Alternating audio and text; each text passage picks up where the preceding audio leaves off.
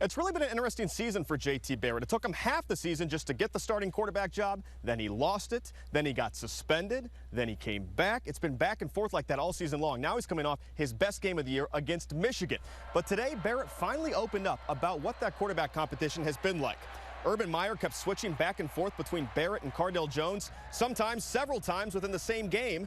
And that's not easy when you're a quarterback. You play scared. You play stressed. You don't play to win. You play to keep your job, and apparently it affected Barrett more than we realized. I was trying to play perfect and not mess up, but then realizing that, JT, you're going to mess up. And it's really like how you play after that.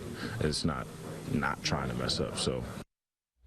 Really candid stuff there from JT. Now, the good news for him is no more looking over his shoulder. He is firmly entrenched as the starting quarterback. We talked to Ed Warner today, offensive coordinator. He said Barrett will start this game. Nothing to worry about as far as Cardale Jones goes. We'll have more on the Fiesta Bowl coming up in just a matter of minutes with Dom Taberry. For now, live in Scottsdale, I'm Dave Holmes, 10 TV Sports.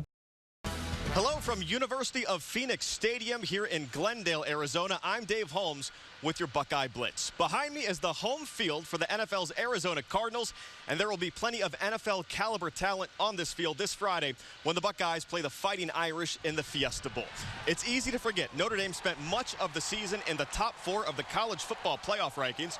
Just like the Buckeyes, they were a couple plays away from having the chance to play for a championship here, and because of that, the Ohio State players are expecting a battle. Well, I think they're the best receiving core that we'll see all year. They have a very fast receiver in number 7, and they're just good all around. They have guys all over the place, athletes all over the place, so it's going to be a great challenge for us, and we're really looking forward to it. A few weeks ago, Buckeyes offensive lineman Pat Elflein announced he was returning to Ohio State for his senior season. Now we have a little more insight into that decision. Elflein will make the move next season from guard to center, a position he is familiar with. Pat's backed up a little center with Jacoby Bourne, and he thinks it gives him the best chance of succeeding in the NFL.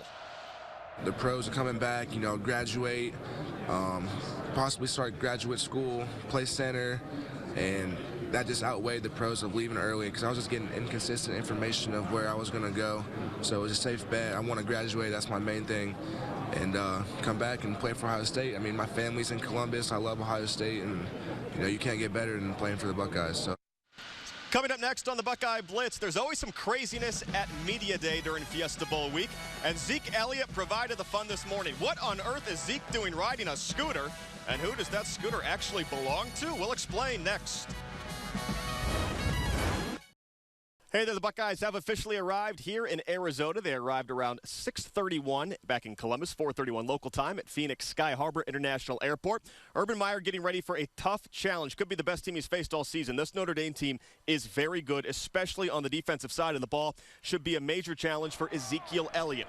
The Buckeyes running back coming off an incredible performance. This might be his last game in a scarlet and gray uniform. He rushed for 214 against Michigan. In the meantime, Urban Meyer trying to add to his legacy in big games. Arizona very kind to Urban in the past. He won a national title here almost a decade ago as the head coach of Florida. Of course, Buckeye fans remember being on the other side of that game. Nonetheless, we can't wait for New Year's Day. Buckeyes and the Fighting Irish in the Fiesta Bowl. This is bowl games. We take them very serious. And we have the fine line of making sure that our players get to enjoy. Some of these young men have never been out this part of the country, enjoy the people, the hospitality, but also we have a job to do against a very, very good football team. Remember, both these teams almost made it to the college football playoff, the Final Four. Ohio State lost that game on a last-second field goal to Michigan State. Notre Dame lost 2 games by a combined 4 points. The opponents, Clemson and Stanford. So 2 very good teams. We'll have more from the desert. Don will join you coming up in sports. For now, live in Scottsdale, I'm Dave Holmes, 10 TV Sports. Hey there, I'm Dave Holmes, live in Scottsdale, Arizona with your Buckeye Blitz. After an easy start to the season, the Ohio State schedule has really showed its teeth the last 3 games. Michigan State, Michigan, Notre Dame. How about that stretch? 3 teams with a combined 28 national championships, but who's the best of the bunch? Most would say Michigan State, especially since the Spartans are getting ready to play in the college football playoff. But if you base it on talent alone, you might get a different answer. Best defense we're going to play this year, best team overall. And I think they got the guys to make big plays. not just at one position, but at several spots. And I think it's going to be a good test for both teams for sure. One of the keys for the Buckeyes in this game, or any game for that matter, is Ezekiel Elliott.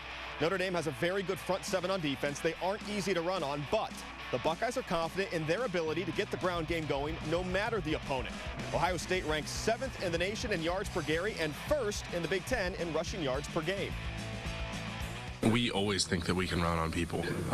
That's kind of our strength as an offense. We like to be able to assert our will with our offensive line and our running back.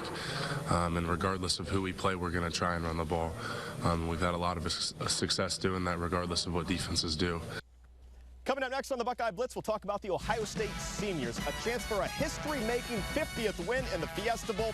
We'll be right back in Scottsdale in just a minute. Welcome back to the Desert and the Buckeye Blitz. I'm Dave Holmes. The Buckeye seniors have a chance to finish their career with 50 wins, something only one other team has ever done, that team being Boise State. But this Fiesta Bowl is also a chance for the Buckeye players, those seniors, to put something on film for the NFL scouts. Taylor Decker already has plenty of film. He's been a rock on the offensive line for 3 seasons. A consensus All-American, one of the best players in the Big Ten. Decker wants to win his final game, but more importantly, his teammates and coaches want to win for him. And has played extremely well in all of those, and he's a leader for us. He's a captain, plays at a high level, and I just expect him to be at his best and really have a great demeanor and leadership. Make sure you keep it here on 10 TV all week long for coverage of the Fiesta Bowl. Our 1-hour Buckeye Blitz special will air tomorrow night from 10 to 11. And, of course, plenty of post-game coverage on New Year's Day. We can't wait for the Buckeyes and the Fighting Irish to meet for just the 6th time in history. And, Kristen, your recommendations of what cactuses to avoid, very helpful. We're doing much better today.